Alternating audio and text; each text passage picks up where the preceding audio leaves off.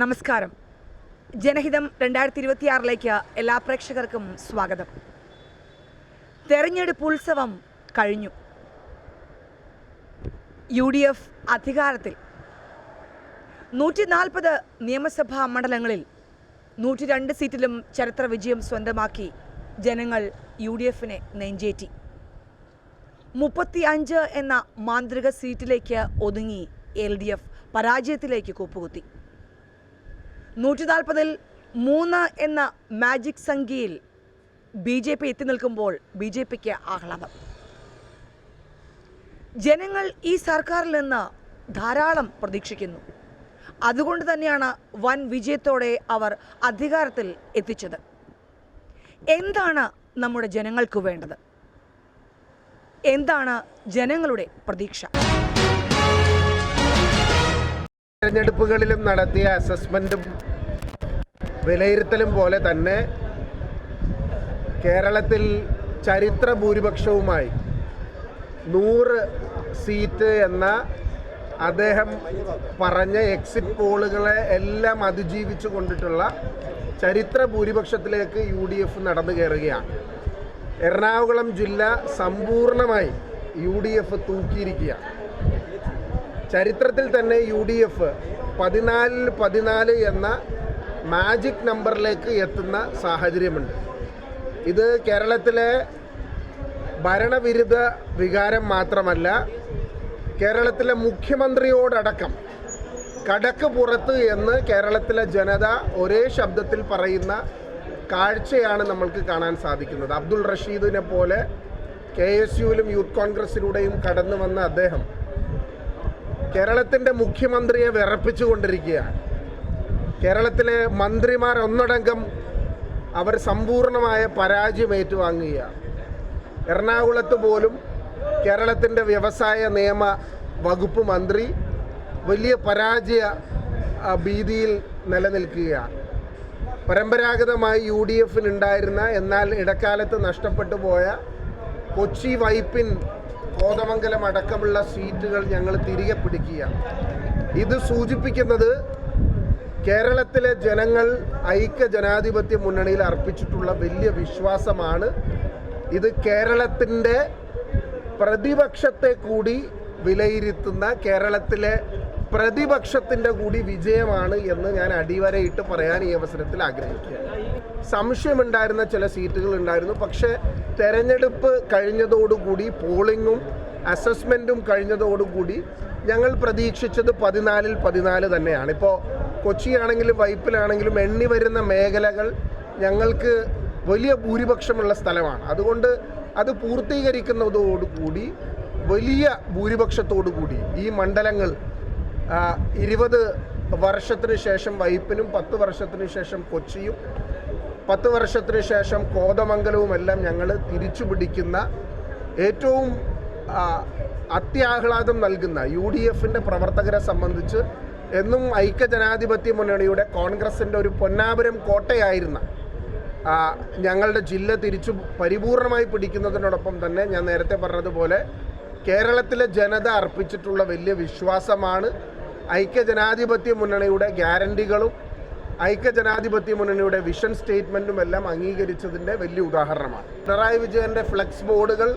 കേരളമെമ്പാടും സ്ഥാപിച്ചപ്പോൾ അവരെ ഓർമ്മിപ്പിക്കുകയാണ് ഈ മുഖം ഇനിയും 5 വർഷം കാണേണ്ടി വരുമല്ലോ എന്ന ഞാൻ നേരത്തെ പറഞ്ഞതുപോലെയുള്ള UDFിനോട് അനുഭാവം പ്രകടിപ്പിക്കാൻ അവരെ പ്രേരിപ്പിച്ച ഒരു ഘടകം കൂടിയാണ്.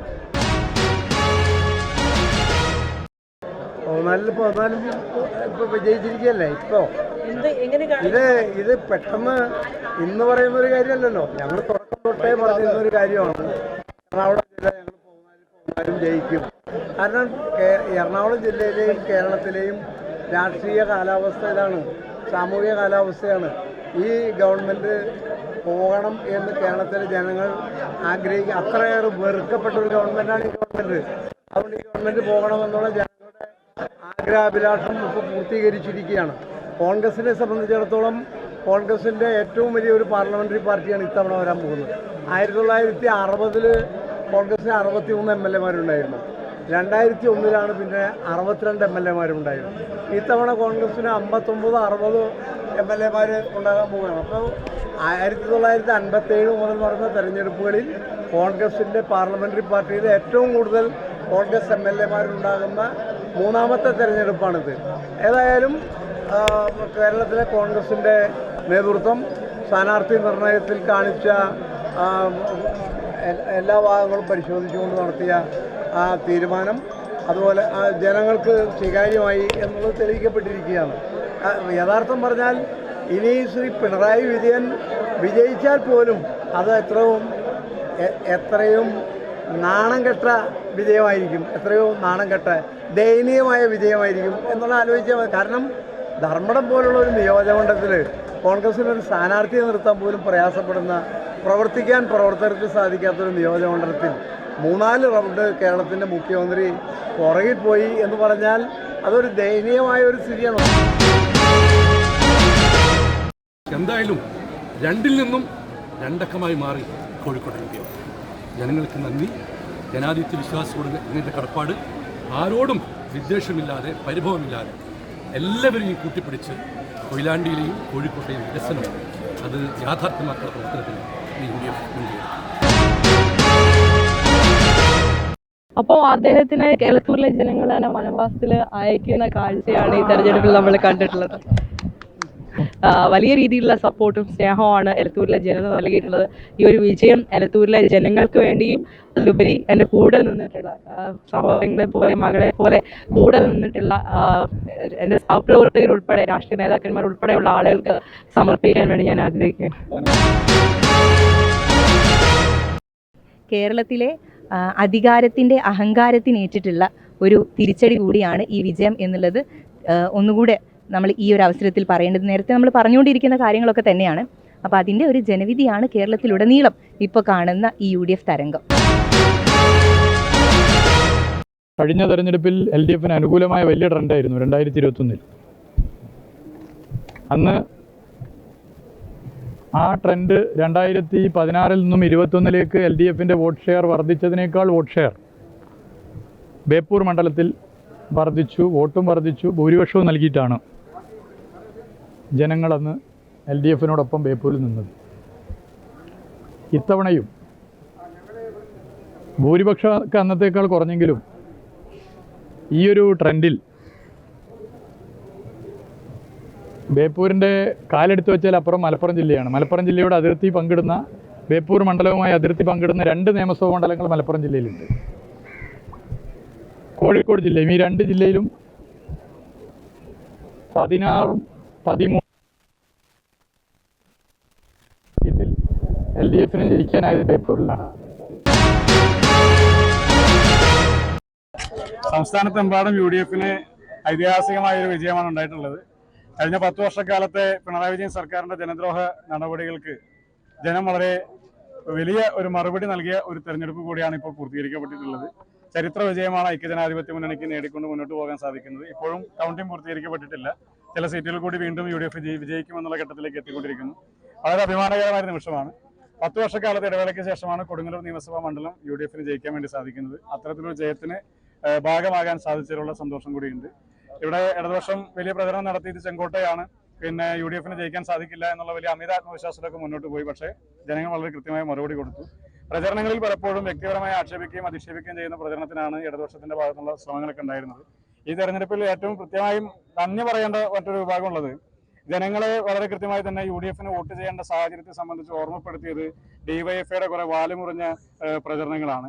ആ DYFIക്കാർക്കൊക്കെ വലിയ നന്ദി പറയാൻ വേണ്ടി കൂടി ഈ അവസരം ഞാൻ ഉപയോഗിക്കുകയാണ്. ഈ തെരഞ്ഞെടുപ്പിൽ എന്നെ വ്യക്തിപരമായി നിരന്തരമായി ആക്രമിച്ചും കമന്റ് അടിച്ചും പോസ്റ്റ് ഷെയർ ചെയ്ത് പോസ്റ്റ് ഇട്ടുമൊക്കെ ജനങ്ങൾക്ക് മുമ്പിൽ സജീവമായി നിർത്തി തന്നതിലൊരു പങ്ക് അവർ കൂടി അർഹതപ്പെട്ടതാണ്. അവരോടുകൂടി ഞാൻ ഈ സന്ദർഭത്തിൽ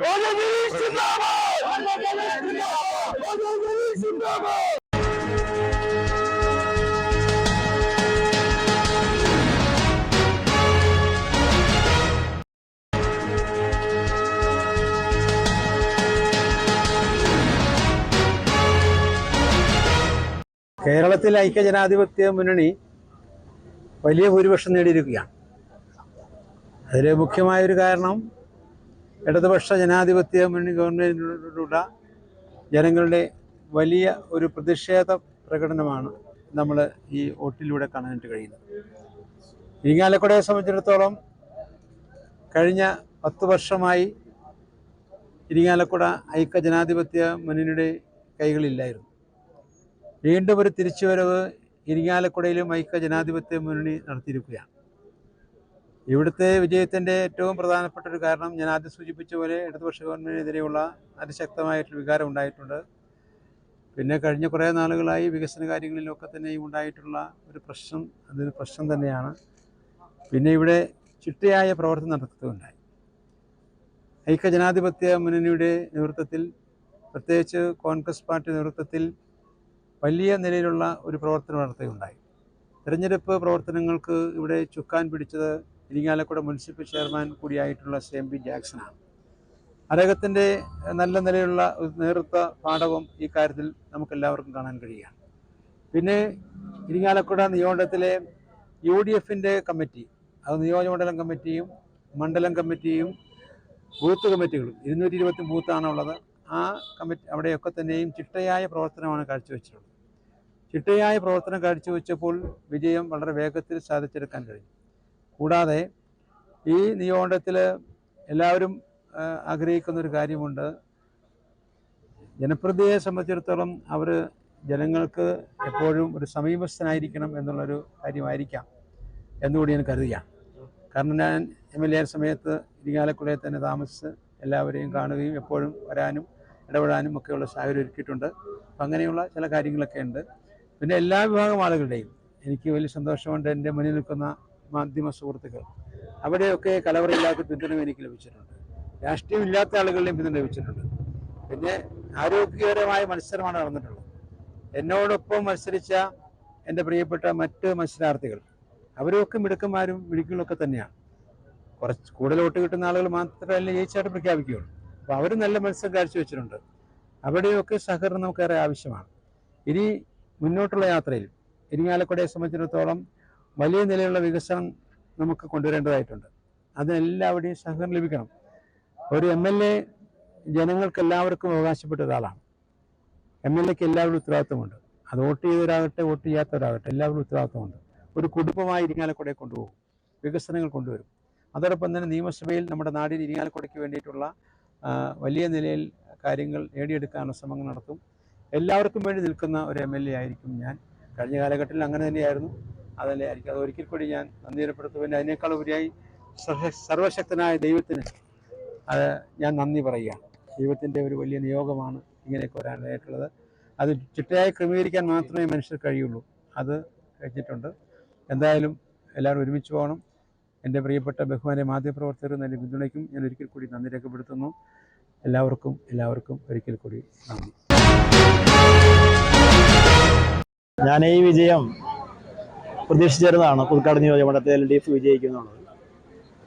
എൻ്റെ തെരഞ്ഞെടുപ്പ് പ്രവർത്തനങ്ങൾക്ക് നേതൃത്വം നൽകിയവരും വോട്ട് രേഖപ്പെടുത്തിയ ഏറ്റവും പ്രിയപ്പെട്ട വോട്ടർമാരെയും ഈ പ്രവർത്തനങ്ങളുടെ ഭാഗമായി സഹായിച്ച എല്ലാവരെയും ഞാൻ ഈ അവസരത്തിൽ പ്രത്യേകമായി എൻ്റെ നന്ദി അറിയിക്കുകയാണ്.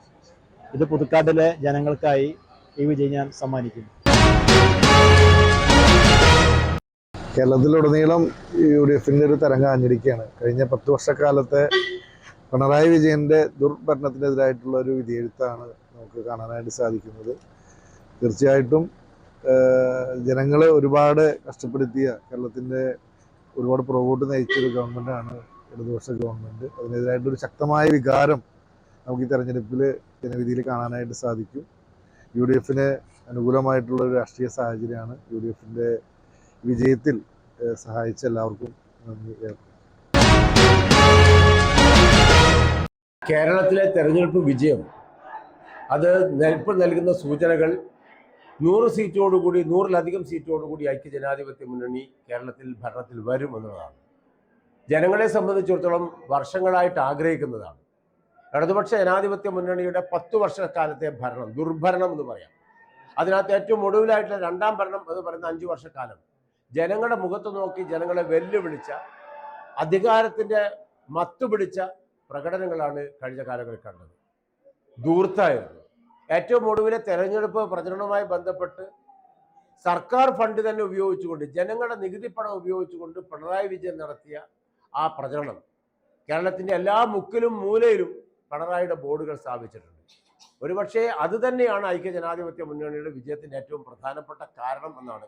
അദ്ദേഹത്തിൻ്റെ മുഖം കണ്ടാൽ ആർക്കും, ഒരു ഇടതുപക്ഷ പ്രവർത്തകന്, CPM പ്രവർത്തകന് പോലും ആ പാർട്ടിക്ക് വോട്ട് ചെയ്യാൻ കഴിയില്ല എന്ന നിലയിലേക്ക് അദ്ദേഹത്തിൻ്റെ ആ ഭരണം മാറിയിരുന്നു എന്നതാണ് അവസ്ഥ.